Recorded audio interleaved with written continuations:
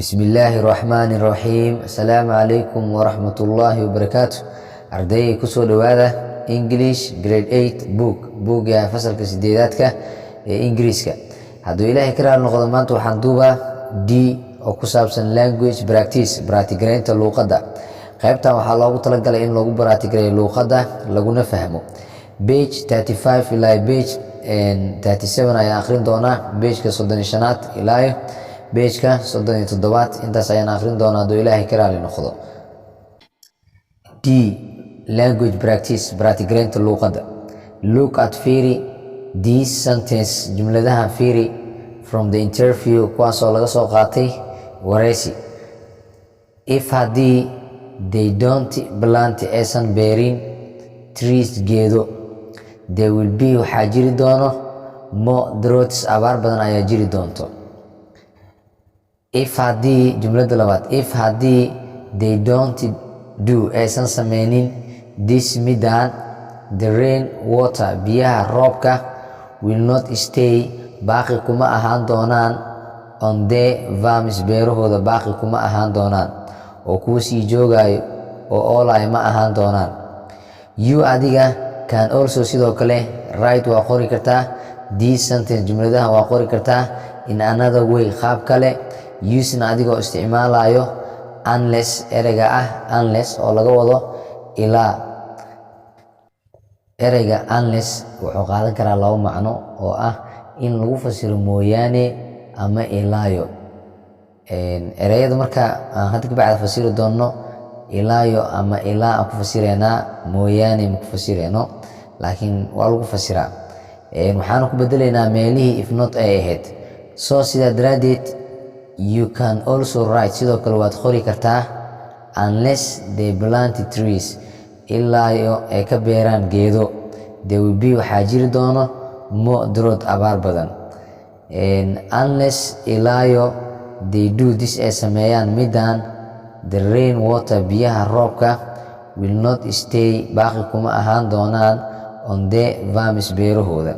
Marka meel kastoo ilaayo aan kusoo fasirnay mooyaane waa lagu fasiri karaa, oo tusaale waxaa la dhihi karaa unless they plant trees, inay geedo beeraan mooyaane there will be more drought, waxaa jiri doono abaar.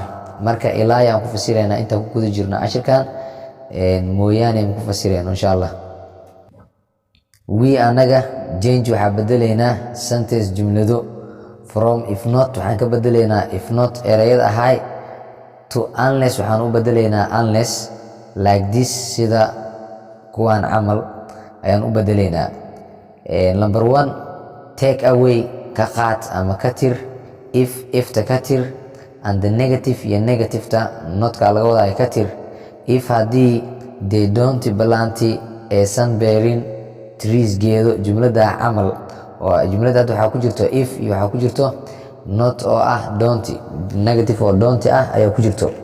Right qor unless they plant trees, ilaayo ay beeraan geedo. Both labadooda these sentence, jumladahan half waxay leeyihiin same meaning, macno isku mid ah ayay leeyihiin. Dhanka macnaha ma ku kala duwano oo macnaha ma isbedelayo, laakiin waxaa isbedelayo qoraalada oo ah marna if not la isticmaalaa, marna unless la isticmaalaa. Right qor sentence, jumlado with unless, kuwaasoo wato unless. Unless ilaayo we plant aan beerno trees geedo, the villages dadka tuulada degan will be waxay ahaan doonaan hungry, kuwa baahan. Marka saan soo sheegnane unless ayaan qaadan doonaa jumladeena intaan ku jirno, mooyaane ma ku fasireyno. Laakiin haddii loo baahdo waxay noqonaysaa unless we plant trees, inaan geedo beerno mooyaane, the villages dadka tuulada degan will be hungry waxay ahaan doonaan kuwa baahan.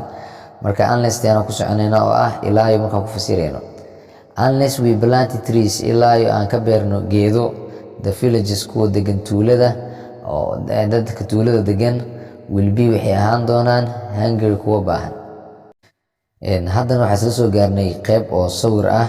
Qaybtan A iyo B lagu kala saaray, sida hadda ugu qoran yihiin waa loo dhihi karaa, laakiin iskuma aadano. Waxaa laga rabaa mid kasta inaad isku aadisid oo ka shaqaysid. Marka A iyo kulli waan ka shaqeeyey, anaa ka shaqeeyey, kuwaana fasireynaa. unless we plant trees inta ku hoos jirto horta unless we plant trees ilaa aan ka beerno geedo.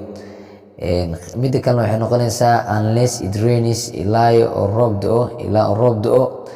Unless we make dams ilaa aan sameyno biyo xireeno. Unless the crops grow ilaa ay baxaan dalagyada. Qaybahaas b waxaan ku aadin doonaa qaybahan qaybaha waxaan ku aadin doonaa qaybaha b da oo ay ku qoran yihiin jumlooyinkan soo socdo. The villages kuwa tuulada degan ama villagers kuwa tuulada degan arta markii la sheegayo will be waxay ahaan doonaan hungry kuwa baahan. The water biyaha will run away way dhammaan doonaan. It won't rain enough roob ku filan ma di'i doono. They won't produce ma soo saari doonaan wax ma soo saari doonaan. Marka jumlooyinkan isku aadin doonaa mid ka soo qaadanayna kan ku haboon oo b ayaan gelin doonaa oo ku sii daba qori doonaa si jumlad saxan oo nadiif ah u soo baxdo. Answer jawaabtan waxay u taagan tahay macnaha sawirkii hore aan soo aragnay oo a iyo b ahay. Marka hadda waan isku aadinay kuwa a-da ahay kuwa lagu dhamaystiri lahay b-da ayaan ku aadinay iyagoo saxan. Unless we plant trees ilaa aan beerno geedo. It won't rain roob ma di'i doono. Saynisyahanada qaar waxay aaminsan yihiin geedaha badan waxay keenaan roob oo roobka meesha geedaha ku badan yahay ayuu asna ku badan yahay dhahaan. Marka jumladdu waxay noqonaysaa unless we plant trees ilaa aan beerno geed. It won't rain roob ma di'i doono. Unless ilaa it rains oo roob da'o. They won't produce wax ma soo saari doonaan. Unless ilaa we make aan sameyno dams biyo xireeno. The water biyaha will run away way dhammaan doonaan oo kuwa taga ayay noqon doonaan. Unless ilaa the crops dalaga grow oo baxo oo si fiican u baxo. The villages kuwa tuulada degan will be hungry waxay ahaan doonaan kuwa baahan ayay ahaan doonaan. Marka jumladahan waa dhamaystirnay mid kastaba midii ku haboon ayaan gelinay oo sida ugu habooneed ayaan sameynay. Example tusaale unless we plant trees ilaa aan beerno geedo. It won't rain enough roob ku filan ma di'i doono. Sidaan soo sheegnay mooyaane waa lagu fasiri karaa meelaha unless-ka unless we plant trees geeda in la beero mooyaane. It won't rain enough roob ku filan ma di'i doono. Marka ilaa anaga qaadanayna oo mooyaane laakiin waa lagu fasiraa dictionary-da qaar waxay sheegayaan macnaha mooyaane. Change bedel these sentence jumladahan from waxaa ka soo bedeshaa if not ka soo bedel to unless u bedel. Ereyga unless adoo ku bedelaya meelaha if not unless adigu ku bedelaya. Example tusaale if haddii they don't swim aysan dabaalanin to the bank webiga dhinaciisa ama jiinkiisa haddaysan ku dabaalanin. The crocodile iyo xaaska will eat ayaa cuni doono them iyaga. Marka jumladan if iyo don't gaan bedelaynaa oo waxaan ku bedelaynaa unless ayaan ku bedelaynaa macnaha unless-ka ayaan ku fasiraynaa. Unless ilaa they swim ay ku dabaashtaan to the bank webiga jiinkiisa. The crocodile iyo xaaska will eat ayaa cuni doono them iyaga. Waxaan dhihi karnaa unless they swim to the bank inay webiga jiinkiisa ku dabaashtaan mooyaane. The crocodile iyo xaaska will eat them ayaa cuni doono ayaga. Number 1 if haddii you don't walk aadan u soconin fast si xooli ama degdeg you will be late waa daahi doontaa for schoolka waa ka daahi doontaa. Marka hadalkan if iyo don't aan bedelaynaa jumladan oo waxaan ku bedelaynaa unless. Jawaabtu waxay noqonaysaa marka farta buluuga unless you walk fast ilaa inaa u socoto mee xooli you will be late waad ka daahi doontaa for schoolka.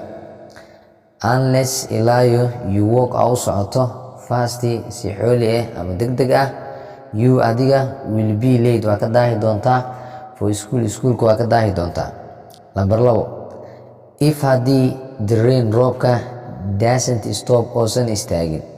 There will be waxaa jiri doono a flood that in the town magaalada dhexdeeda. Marka jawaabtu waxay noqonaysaa unless the rain stops ilaa uu ka istaago roobka. There will be waxaa jiri doono a flat dot in the town magaalada dhexdeeda. Number 3, if haddii you don't do aadan sameynin exercise jimicsi, you will not keep ma joogi doontid oo ma ahaan doontid fit mid isla eg oo macnaha jin ah ma ahaan doontid. Marka jawaabta waxay noqonaysaa unless ilaayo you do aad sameyso exercise jimicsi, you will not keep ma ahaan doontid mid baaqi ku ahaanayo macnaha oo joogi doono fitnimo macnaha isla ekaansho oo macnaha ma ahaan doontid mid isla eg. 4, if haddii she doesn't jump aysan ka boodin 1 meter and 30 centimeter 1 mitir iyo 30 centimeter, she iyada will not win kuma guuleysan doonto the competition tartanka. Marka jawaabta waxay noqonaysaa anagoo bedelayno if iyo doesn't-ga unless she jumps ilaa ay ka boodo 1 meter 30 centimeter 1 mitir iyo 30 centimeter, she iyada will not win kuma guuleysan doonto the competition tartanka kuma guuleysan doonto. Number 5, if haddii I don't go to bed aanan aadin sariirta at 10 o'clock 10 buura haddaanan aadin, I aniga will be waxaan ahaan doonaa tired mid daalan tomorrow berri. Marka waxay noqonaysaa jawaabta anagoo bedelayno ifta iyo don't-ga unless ilaayo I go to bed aan aado sariirta at 10 o'clock 10 buura, I aniga will be waxaan ahaan doonaa tired mid daalan tomorrow berri. Marka meelaha qaar mooyaane waa meel ay ku fiican tahay tan oo kale unless I go to bed ilaa inaan aado mooyaane sariirta 10 o'clock 10 buura, I will be waxaan ahaan doonaa tired mid daalan tomorrow berri. Marka mooyaane waa lagu fasiraa unless-kana ilaa waa lagu fasiraa. Number 6, if haddii the baska doesn't stop oosan istaagin, it will hit wuxuu ku dhici doonaa the wall derbiga. Marka waxay noqonaysaa jawaabta unless ilaayo the baska stops oo istaago, it will hit wuxuu ku dhici doonaa the wall derbiga. Marka waxaa dhahaynaa unless the bus stops inuu baska istaago mooyaane, it will hit wuxuu ku dhici doonaa baskaas the wall derbiga mooyaane. Marka hadda waa ku fasiraynaa meeshaan ilaayo inkastana aan ku fasiri karno. Number 7, if haddii he doesn't study oosan u baranin hard si adag haddoosan u baran, he asaga will not pass ma baasi doono his exams imtixaanadiisa.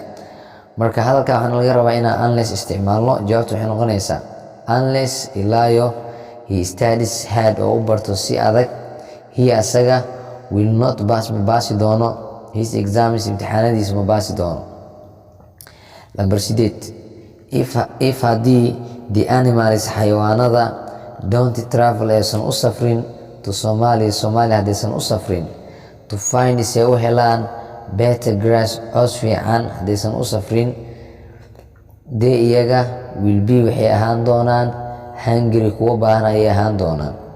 Marka jawaabta waxay noqonaysaa unless the animals travel xayawaanada inay u safraan mooyaane to Somalia to find si ay u helaan better grass cows fiican si ay u helaan, they iyaga will be hungry waxay ahaan doonaan kuwa baahan.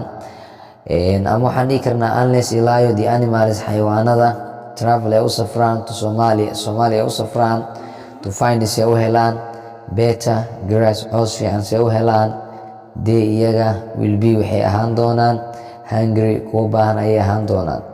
Marka maanta hadduu ilaahay ka raali noqdo halkaas ayaan ku simaa casharadaas ayaan u dheeraanin. Waxaan rajeynaa inaad ka faa'iideysan doontaan cashiradan, aadna sii gaarsiin doontaan asxaabta kale oo aanan ogeyn oo barnaamijkan inuu socday in kale aan ka warhaynin, si arday badan oo Soomaaliya oo geli doonta imtixaanka soo socdo sanad dugsiyeedkan labada grade oo kala ah labada shahaadiga grade 8ka iyo fasalka 12aad si ay uga faa'iideystaan cashiradan aan bixinayno oo aan YouTube-ka sida free ah oo lacag la'aanta aan ugu bixinayno ay uga faa'iideystaan. Waxaan idinka codsanaa inaad iga sii gaarsiisaan ardayda kale ee aanan ogeyn ومع الحسن وإذن الله السلام عليكم ورحمة الله وبركاته. انتم كل من عشر كان عشر كحيو.